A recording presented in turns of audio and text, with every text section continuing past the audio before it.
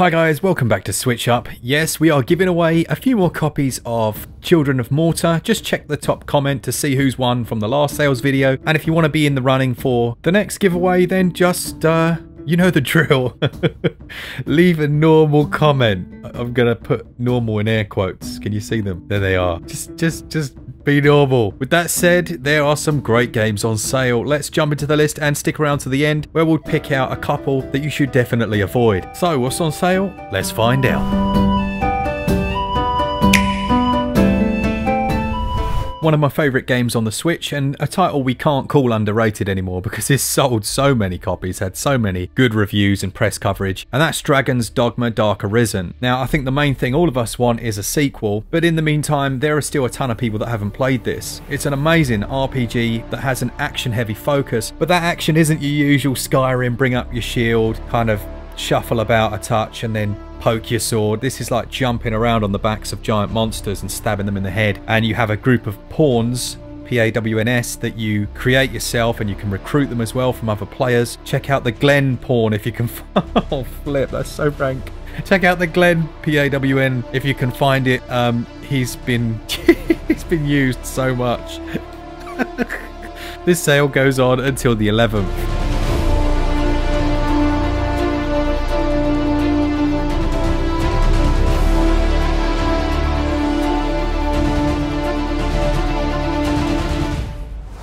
If you're looking for a slightly more in-depth Metroidvania than the ones you've currently been playing and you've not played this one, check out Axiom Verge. It's an incredible game. It's currently 40% off on sale, and it takes place after a lab accident and a scientist awakens in a mysterious alien world, and you're trying to figure out exactly what it is as you go through the game. As you'd expect, there's loads of weapons, items and abilities for you to acquire, but it definitely has that special something that so many games try to get and so little actually achieve. At 40% off, I'm almost positive you're going to get a good time out of this one.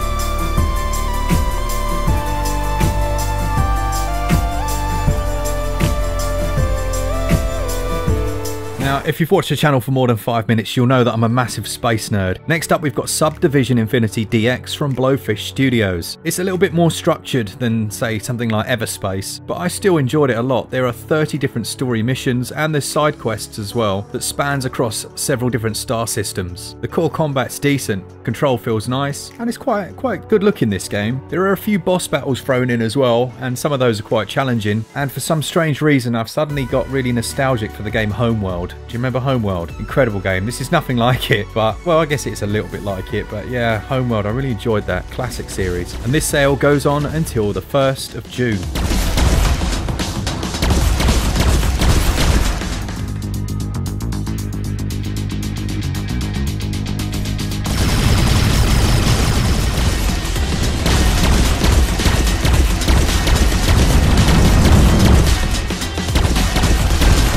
Here's a game I bet most of you haven't played. It's Mars Power Industries from Sonka. It's a lovely little puzzle game that's got 97 different levels, and each level is a year, so it's basically 97 years on Mars. You'll start out in the earlier levels positioning a set number of buildings and trying to provide power to all of them, but in the later game you'll then have to connect power station type refineries, and there's a number of collectibles to find along the way. It's a very chill game, but it's also got a bit of an atmosphere that tends to come with space things, doesn't it? And there's an interesting science fiction story behind the whole thing. There aren't any high scores, it's quite chilled, as I say. It's just you and your little colony. This comes highly recommended. I think it's a bit of a hidden gem, to be honest. Go and check it out if you like puzzlers and space, or both. And the sale ends on the 14th of June.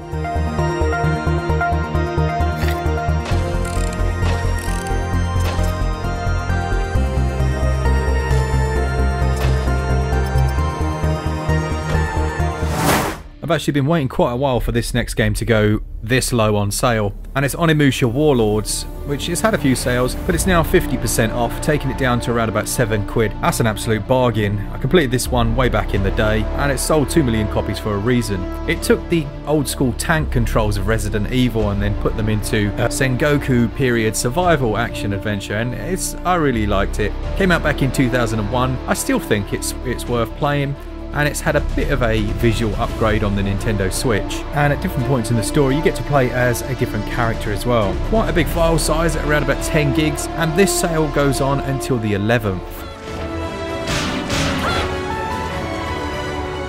Okay, now we're going to shift across to predominantly US based sales, but there'll be some here for the EU. I strongly recommend, I don't know why anyone hasn't got a second eShop account set up on their Switch yet. It's really easy to do and takes about 5 minutes. The first one up is Kentucky Route Zero, the TV edition from Annapurna Interactive. I waited a while for this one to come and bought it as soon as it released, but unfortunately just didn't have time to get a full review out. It oozes style, it really does. Everything about it is just quality. There's a strange story to be told here, and if you're not sure of the history of it, it was originally published episodically over many years, and this is the full game with all of the chapters in it. It describes itself as a magical realist adventure game through its 5 acts, featuring haunting electronic music, including hymns and bluegrass, and the story unfolds around this highway. For some reason, the way it played out reminds me a tiny bit of Full Throttle, you know, where you go to different locations along that road, but don't get me wrong, the atmosphere and the storytelling and the story itself are totally different to that. But the structure of building it around that highway certainly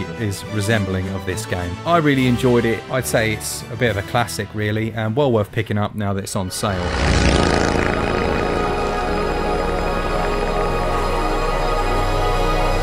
Sale goes on until the 28th of May. Another game that I absolutely loved, and another one that's from Annapurna Interactive, is Ashen. Now if you've not seen it, then maybe go and check out my review of this one. It bears a few similarities to another title which I won't mention, otherwise I'm going to get destroyed. But it was the world itself that was the star of the show here. It has that familiar brutal combat.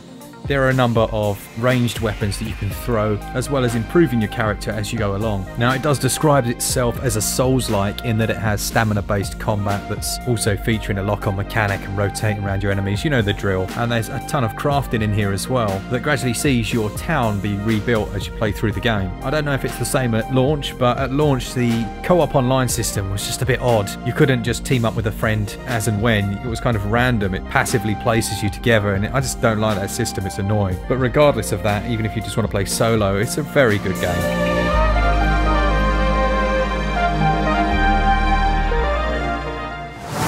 Next up then, we've got Dusk Diver from P-Cube. Now this was quite a nice little action RPG. There's a bit of a Musu vibe to that combat, and the story's just insane. An unstable dimensional rift brings together the gods, phantoms and humans. And as a headstrong high school girl called Yang Yumo, obviously you are the one to step up to protect the world. You'll be fighting alongside your guardians, and I believe, I could be wrong, I think it's Peter, one of our subscribers, said this is set in Taipei, I believe, which is where he lives. So there you go. I could have that completely wrong, but it's a good game, and it wasn't one I would suggest picking up at full price, but now it's on sale, it might be worth considering. The sale goes on until the 21st of May.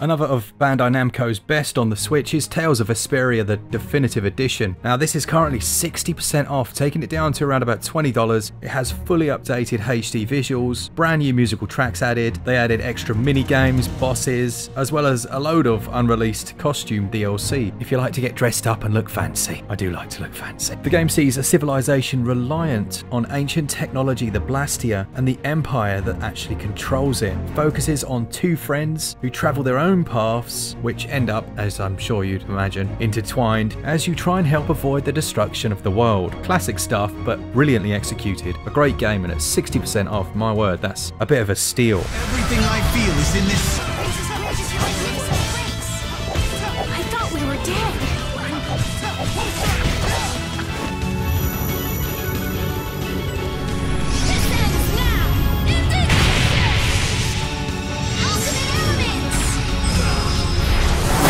Last but not least then, on the games worth picking up, we've got Torchlight II from Perfect World, and I think I just need to say this first line and, well, I'm sold. Play Torchlight 2 and receive an exclusive pet unicorn. Yes please. Glen loved this one when he reviewed it quite a while back now. You can do co-op play with up to 4 players online, and there's different synergies that you can create in your character build. There are 4 different classes, each of which can be played as male or female, and tons of skills and abilities to learn, as well as unicorns. Now there is a new game plus mode for people that like to get that little bit more out of their purchase, and there's a demo if you want to try this one out. The only negative here really is that there's no local co-op, I believe, which is a real strange decision on the developer's part, especially when you've got things like Diablo 3 which have it all. So a good game, but that's something worth thinking about if you're going to pick it up. This sale goes on until the 19th, so you've only got a couple of days if you want to get it.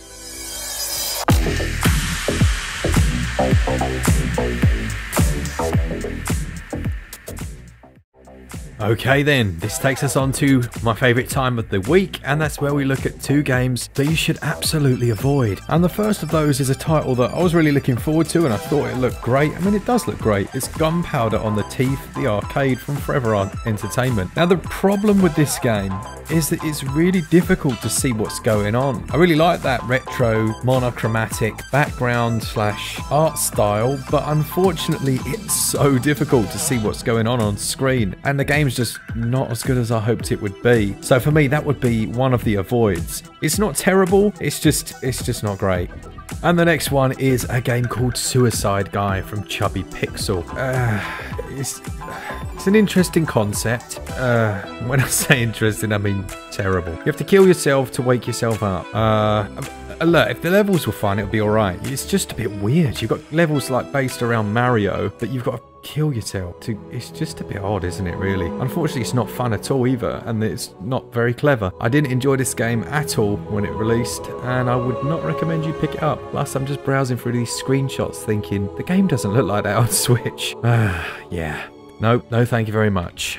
So that's it for another week. Let me know down in the comments. Be sure to check out the top comment to see who has won, and to leave a normal comment to be in with a running for next week. As always, a big thanks to all of you who enjoy the channel. Do subscribe if you like the content, and for all things Switch all the time, keep it Switch up. Cheers guys. See ya!